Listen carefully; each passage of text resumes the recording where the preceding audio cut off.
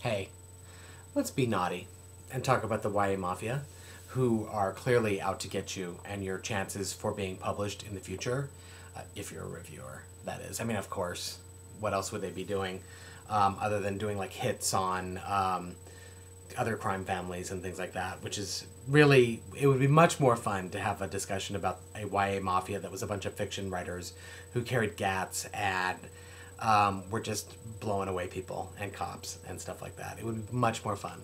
And then because I would be totally signing up for it. But that's not what it is. Actually, what it is it started as a Twitter hashtag recently. It's kind of just exploded within the last few days on Twitter. And if you searched under the hashtag YA Mafia, you would find lots of weird, mostly lots of people going, "What is it?" And other people making fun of it, like me, saying things like, "I woke up with a horse head in my bed," that kind of thing.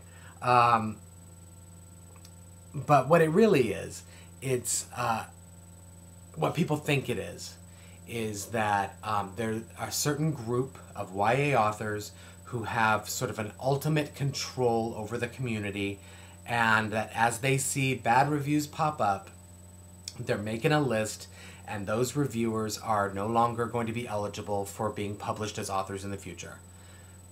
That's the thought.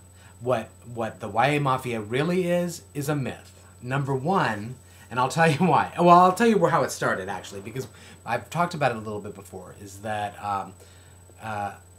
there was a Twitter discussion, a chat about agent queries and things like that came up. What if you're a reviewer and you've written bad reviews about the agent's clients, or bad review about the agent's clients' books? Would the agent look at that and possibly write you off as a writer because you have that in your history?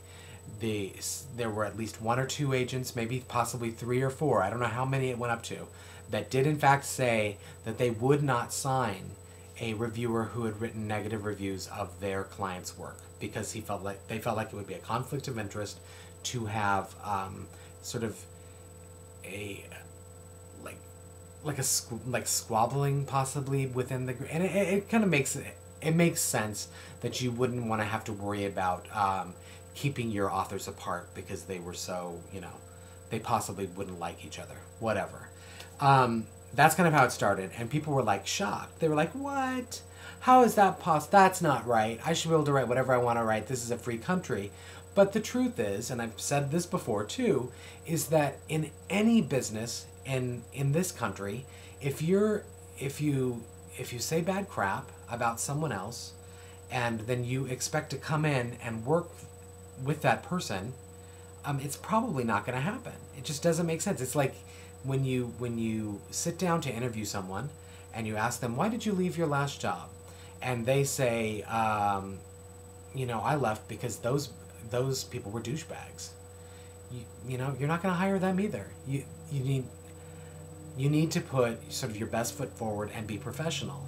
And that's not to say that you can't write negative reviews, because you can. You can write them in any way that you see fit. But just be sort of fair. Be fair. If that's your legitimate response to the book, write it. Write it, YouTube it, whatever you want to do with it. But just understand that whatever you do and whatever you put out on the internet will, stay on the internet. So just do what you will. The other part is that there had been some altercations with authors and reviewers, YA authors in particular, about giving negative reviews that did not go well, and had probably ventured into the crazy or whatever. And that's happened periodically. I've been in the business now for going on 6 years, and I've seen that. I haven't seen it that often, but occasionally an author will sort of misstep, and hopefully they learn from it, and then they don't have, that stuff won't continue. But what happened was basically an author was had made maybe some veiled threats about a reviewer, that they shouldn't be reviewing negatively this other book if they had expectations of working in the business. Whatever.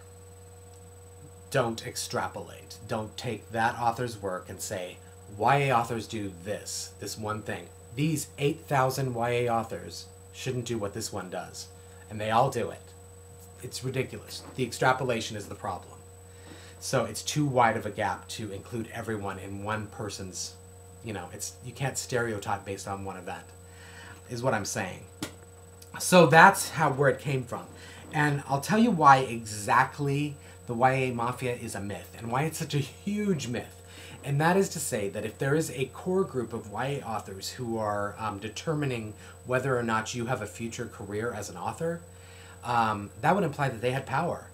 But here's the big tip-off. Authors have no power. They have no power at all. They barely have power over their own work. And I'm not saying that we don't have the power to edit correctly and get what we want said out there. I'm saying that that don't ever even question. There's no need to question this. Authors don't have anything to do with their covers. In fact, they may get asked about them, and it'll always go the opposite direction. There's virtually no input on the cover. They don't get to say where the books are shelved. They don't get to say which bookstores carry them. They don't get, you can do as much editing as you want. There still can be errors at the end of the book. There can be errors at the end of the book that the author's never seen. They just got transcribed differently in the final processes into making a book. They don't get, there's a lot. The marketing is not everything past writing the initial book and doing the revisions is really out of an author's hand. So to say that an author has control over someone else's career or the ability to ruin their career is not realistic, because they barely have control over their own. The other thing is that the other misconception or myth is that the bad reviews actually have some negative effect on the author, other than maybe hurting their feelings or whatever. But frankly, the truth is that authors shouldn't be reading the reviews, because that does negatively affect how you sort of see yourself and things like that. But they have kind of the same effect as positive reviews, because they still get your name out there. They still get the book out there and the cover picture up and all that stuff. So it actually has a very similar effect, because basically, I don't even know what the percentages are, and I'm just going to throw something out there because I think it's probably accurate, that about 20% of readers look at reviews.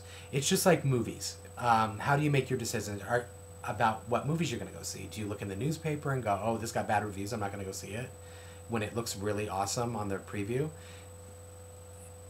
The reviews are looked at by a small amount of people and so on. But what I have seen, because out of this and how this is sort of morphed, is that there are a lot of YA authors now talking about how you should be more nice in your reviews. You should be more positive. Be however you want to be, for fuck's sake. But understand this, because I see a lot of people, I see a lot of reviewers, and I saw particularly a YouTube viewer who's very adamant that the reason why it's important to do lengthy bad reviews is so that an author will understand the things that they need to change in their work. That's a misconception. That's also a myth.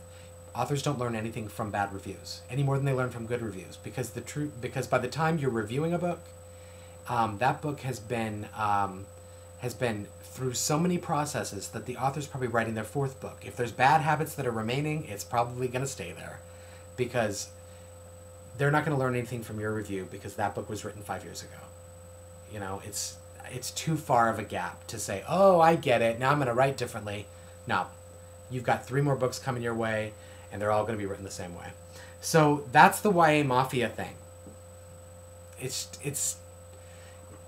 kind of confusing, because it seems like the answer to the question is just there isn't one, and everyone should take that and understand it, but they don't. So it's kind of ballooning, and it's unfortunate.